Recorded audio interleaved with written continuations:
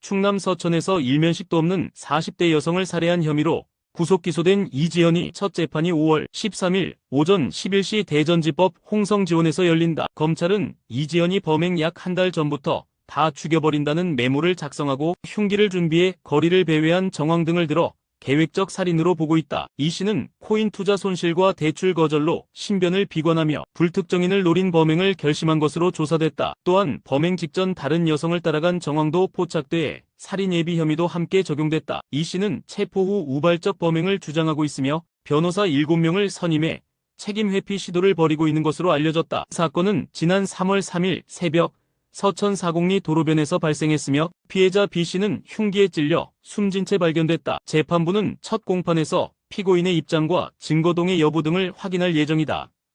지난 11일 SBS 궁금한 이야기와 있는 경기 부천의 한 아파트 지하주차장에서 여성 차량 손잡이에 체액을 묻힌 남성 A씨 사건을 다뤘다. 블랙박스에는 A씨가 바지춤을 만지다 인기척에 놀라 달아나는 장면이 포착됐다. 조사 결과 A씨는 피해 여성 B씨를 오랜 기간 스토킹해온 것으로 드러났으며 현재 접근금지 명령과 구속조치가 내려진 상태다. A씨의 전처와 지인들은 그가 평소 여성에게 집착적이며 왜곡된 성적 행동을 보였다고 증언했다. 전처는 임신 중 성관계를 강요하고 차 안에서 강제로 신체를 노출하려 했다는 충격적 과거를 밝혔다. 전문가는 A씨의 행동에 대해 성도착증, 노출 음욕증 및 충동조절 장애 증상이 의심된다고 분석하며 이는 왜곡된 성적 환상과 열등감 해소 욕구가 결합된 병적 행위라고 지적했다.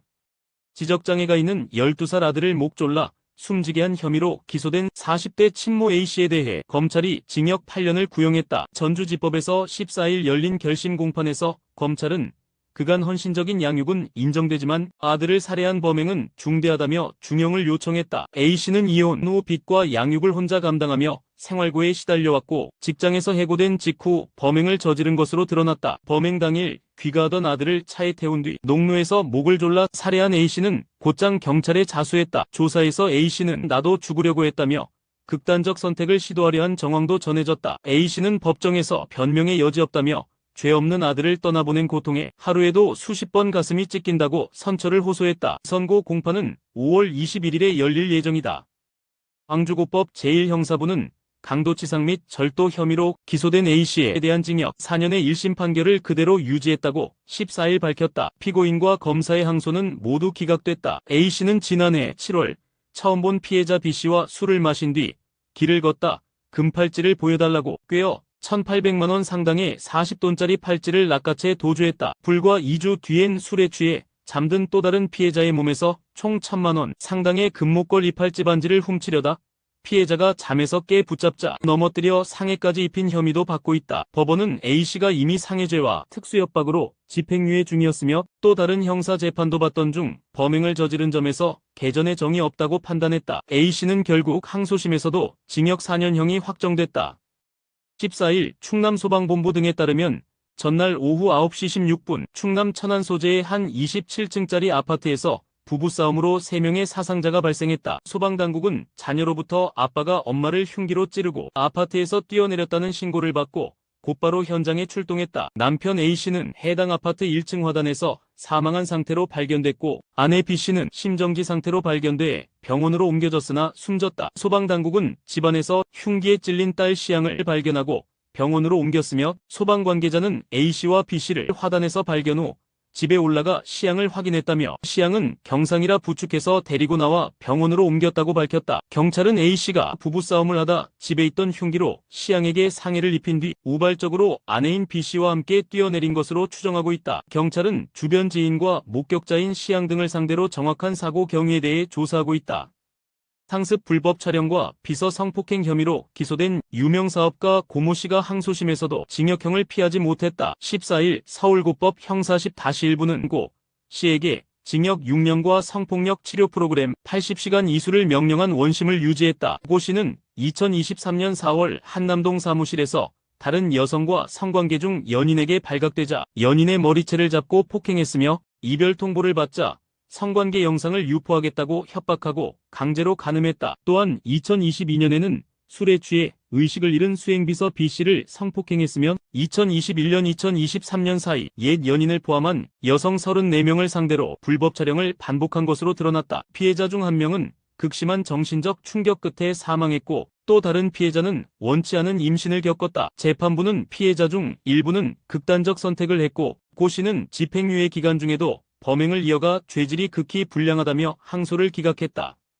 세종조치원읍의 한 목욕탕 온탕에서 발생한 감전사고로 70대 여성 3명이 숨진 사건과 관련해 업주 A씨 40대가 업무상 과실치사 혐의를 재차 부인했다. 14일 대전지법 형사 10 단독 심리로 열린 2차 공판에서 A씨 측은 해당 목욕탕은 1981년 건축으로 누전 차단기 설치 의무가 없고 수중 안마기 고장은 예측 불가능했다며 책임을 부인했다. 이날 증인으로 나온 전기안전공사 관계자는 누전 차단기 설치는 1993년부터 의무화됐고 이전 건물은 예외라며 정기 점검은 하지만 특정 설비의 고장 여부는 알 수 없다고 증언했다. 전문가 C씨 역시 안마기 모터 수명은 20년에서 30년이지만 소규모 업장은 대부분 고장날 때까지 사용한다며 비전문가가 문제를 사전에 알기 어려웠을 것이라고 설명했다. 앞서 지난해 12월 사고는 절연체가 손상된 수중 안마기에서 전류가 흘러나와 온탕 속 배관을 타고 퍼지면서 벌어졌다.